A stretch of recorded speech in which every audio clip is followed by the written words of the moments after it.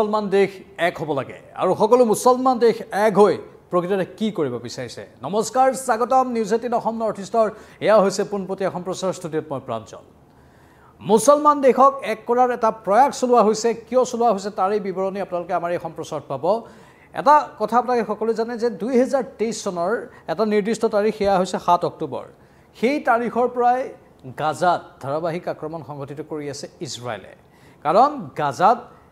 Hamas নামৰ যেটো সন্ত্ৰাসবাদী গোট সেই গোটটোৱে বাহৰ পাতি আছে এই গোটটোৱে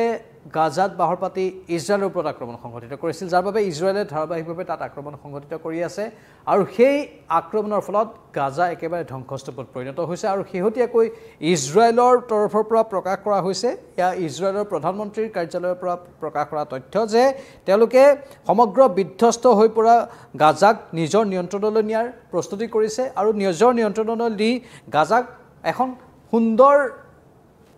শহৰ বা সুন্দৰ নগৰ হিচাপে গঢ়ি তোলা হ'ব বুলি কোৱা হৈছে মানে পোনপটীয়াকৈ গাজাক ইজৰাইলৰ ভিতৰত সোমোৱাৰ ই এক পদক্ষেপ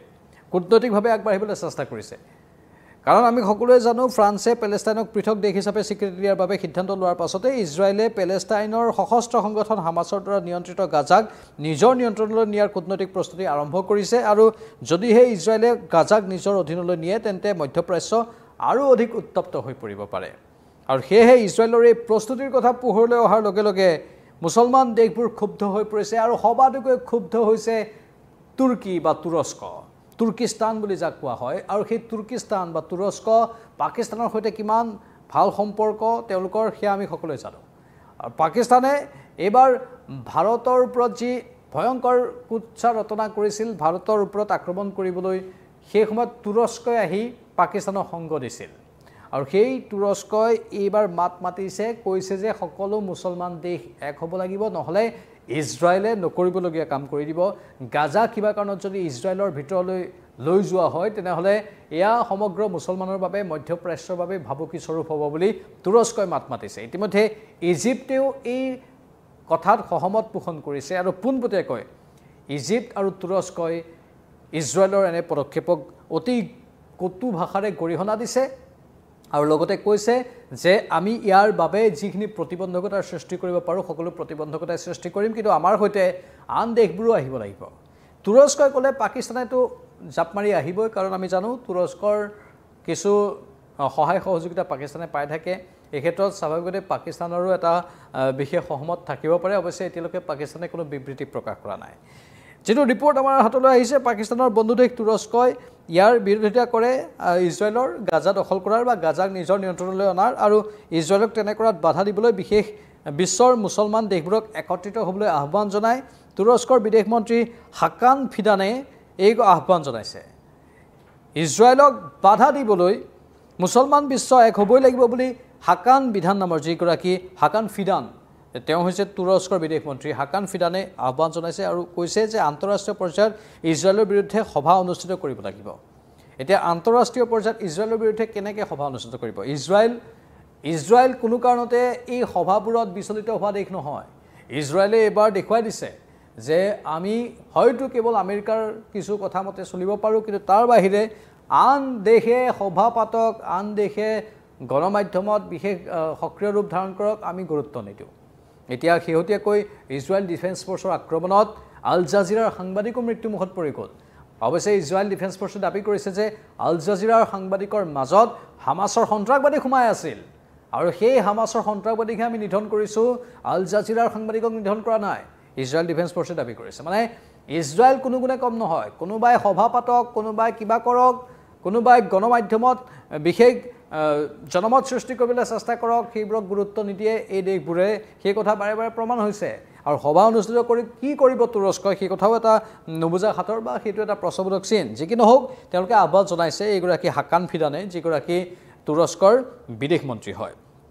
ইজিপ্ত আৰু তুৰস্কই ইতিমধ্যে ইজৰাইলৰ এই পৰিকল্পনাৰ বিৰুদ্ধে মুকলি বিৰোধ আৰম্ভ কৰি দিছে তুৰস্কই মাত মাতি আহিছে ইজিপ্তে সহমত পোষণ কৰিছে আৰু তেওঁলোকে মুকলি বিৰোধ ইতিমধ্যে আৰম্ভ কৰিছে দুখন ইছলামিক দেশে মুকলি বিৰোধ আৰম্ভ কৰিছে কিন্তু বাকী ইছলামিক দেশবোৰ এতিয়ালৈকে মাত মাতা নাই সেয়া লাগিলে ইৰানেই হোক পাকিস্তানেই হোক এতিয়া আন কোনো মুছলিম দেশে বা মধ্যপ্ৰাচ্যৰ যিবোৰ মুছলিম দেশ আছে কুৱেইটেই হোক বা আন কেতবোৰ দেশেই হোক এতিয়ালৈকে মাত মাতা নাই আৰু তেওঁলোকে মাত নমতাটো এটা এই মুহূৰ্তত স্বাভাৱিকতে বিষয়বস্তু হয় কিন্তু তুৰস্ক আৰু ইজিপ্তে কৈ আছে যে গাজা যদি কিবা কাৰণত ইজৰাইলে সম্পূৰ্ণৰূপে নিজৰ নিয়ন্ত্ৰণলৈ লৈ যায় তেনেহ'লে গোটেই মধ্যপ্ৰাচ্য স্থবিৰ হৈ পৰিব মধ্যপ্ৰাচ্য অচল হৈ পৰিব মধ্যপ্ৰাচ্যত হাহাকাৰ অৱস্থাৰ সৃষ্টি হ'ব বাকী মুছলমান দেশ যদি আগবাঢ়ি আহে তেনেহ'লে কেনে এটা গুৰুত্বপূৰ্ণ পদক্ষেপ হ'ব সেয়া এবাৰ মন কৰক ইজৰাইলে যদিও গুৰুত্ব নিদিব পাৰে কিন্তু গোটেই মুছলমান দেশবোৰ যদি একত্ৰিত হৈ যায় গোটেই বিশ্বৰ তেনেহ'লে সেয়া স্বাভাৱিকতে এটা সংকটৰ সময় হৈ পৰিব পাৰে আৰু তাৰ পাছত আন এখন যুদ্ধৰ সৃষ্টি হোৱাৰো আশংকা নুই কৰিব নোৱাৰি যেহেতু এই সমগ্ৰ বিষয়বস্তুবোৰ অত্যন্ত স্পৰ্শকাতৰ 2023 চনৰ 7 অক্টোবৰৰ পৰা চাওক কেনেধৰণে ধাৰাবাহিকভাৱে এখন চহৰক ধ্বংস কৰা হ'ল গাজাক 2023 চনৰ 7 অক্টোবৰৰ পৰাই ইজৰাইলে আক্ৰমণ কৰি আছে কেৱল হামাছৰ নিচিনা সন্ত্ৰাসবাদী সংগঠনৰ কাৰ্যকলাপৰ বাবে হামাছ সন্ত্ৰাসবাদী সংগঠন হামাছে জুকাই ল'লে ইজৰাইলক কিন্তু তাত সাধাৰণ লোকৰ মৃত্যু হৈ গ'ল ধ্বংস হৈ গ'ল সকলো 2 বছৰ অতিক্ৰম কৰি গ'ল এটা ঠাইত 2 বছৰ ধৰি ধাৰাবাহিকভাৱে ক্ষেপণাস্ত্ৰৰে আক্ৰমণ স্থলপথৰে আক্ৰমণ বিভিন্ন কৌশলৰে আক্ৰমণ আৰু তাৰ পাছত সেইখন আৰু চহৰ হৈ থাকিব পাৰেনে ইতিমধ্যে ইজৰাইলে সেই কথাটোৱে কৈছে যে যুদ্ধ বিধ্বস্ত হৈ গ'ল এখন গাজা সেয়েহে আমি আমাৰ নিয়ন্ত্ৰণলৈ আনি গাজা সুন্দৰভাৱে সজাম সেইটোও তেওঁলোকে কৈছে কিন্তু ই এটা কূটনৈতিক বিষয় ই এটা আন দৃষ্টিকোণেৰে চাব লগা বিষয় তেওঁলোকে এনেধৰণে কৈ গোটেই গাজাক যেতিয়া নিজৰ নিয়ন্ত্ৰণলৈ আনিব তেতিয়া গাজাৰ অস্তিত্বই নাথাকিব তাত ইছলাম ধৰ্মী লোকসকলৰ অস্তিত্বই নাথাকিব যাৰ ফলতে এতিয়া ইছলাম দেশবোৰ একত্ৰিত হ'ব লাগে বুলি গাজাৰ স্বাৰ্থত একত্ৰিত হ'ব লাগে বুলি তুৰস্কই দাবী কৰিছে পৰৱৰ্তী সময়ত লক্ষণীয় হ'ব যে এই তুৰস্কৰ এই আহ্বানৰ প্ৰতি আন কি দেশে সমৰ্থন জনায় ইজিপ্তে ইতিমধ্যে সমৰ্থন দিছে কিন্তু বাকী যিবোৰ ইছলামিক দেশ আছে সেই ইছলামিক দেশবোৰৰ সমৰ্থন কেনেধৰণৰ হয় তাৰ বাবে আমি অপেক্ষা কৰিব লাগিব আৰু আমাৰ